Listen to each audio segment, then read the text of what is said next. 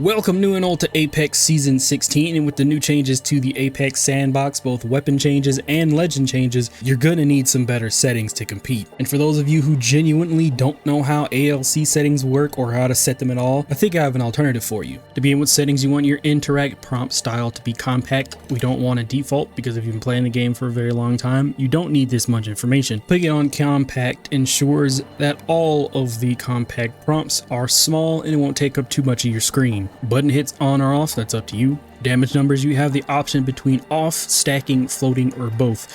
If you turn them off and you're doing damage to someone, it's not going to show you how much damage you're actually doing. I have mine set to both, so the damage numbers will float on top of the person that you're damaging, and all the damage that you've been doing will be added up, so you don't have to do the math yourself.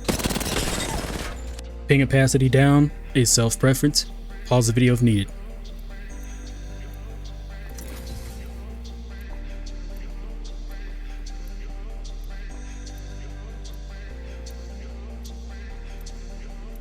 My reticle color is 230, 255, 86. My laser sight color is 13, 255, 99. Colorblind mode is self-preference. Unless you actually have colorblind mode, then switch it to whichever one you need. But I use it just because you honestly can turn it off and it'll be perfectly fine. Brightness setting, 1 tick above default, but change it based on your display. FOV scaling is disabled. Sprint view shake is minimal. You don't need it. Field of view is 110. You're going to want to see all around you. You want to miss a single detail in none of these gunfights. You're rocking a 70 FOV.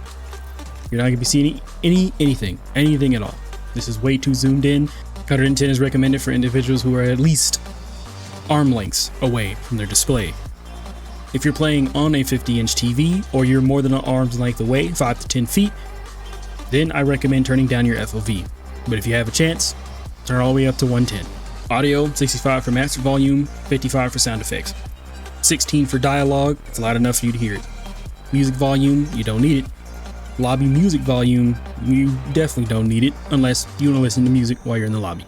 Button layout is default as to why I have paddles in the back of my controller. Stick layout is also default. Interact/reload button, tap to use and to reload. I have my crouch button set to hold instead of toggle. Execute bunny hops just a little bit easier, as well as control my crouch spamming if I need to during a gunfight. Survival slot button on. The only difference between on and off: on, you can use your survival equipment without having to pause the game. That, and you won't be able to twirl your heirloom as easy, but you still can. You just may look a little weird. Trigger dead zone's done, but it depends on the controller that you have. Menu cursor, we want that all the way up to the very top. We want our shield swaps to be instant. Now for the most more important part, I no longer use ALC settings. I've turned my ALC settings off since the beginning of last season. I've been playing with standard settings, and I can honestly say they're a whole lot more consistent for me personally as a player than ALC settings. I do not have the time to get used to ALC settings, as default settings are just good enough.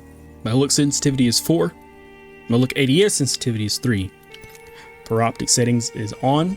Response curve classic. Look dead zone small. Use none if you can. None will give you no dead zone on your analog stick, but if you have stick drift, if your controller looks like that, please use some dead zone. It's not going to harm it too much, but if you aren't the type of person to stray away from dead zone or a little bit of stick drift, if it honestly helps you aim, use it if you want. If you're more of a linear player and you want to know how to dial in the settings from default settings, a great rule of thumb: no higher than 5 for your look sensitivity, no higher than 3 or 4 for your ADS sensitivity if you're going linear. There you go, the best settings for Season 16. I hope it helps someone out there. If it did, consider leaving a like, subscribe to the channel. See you later.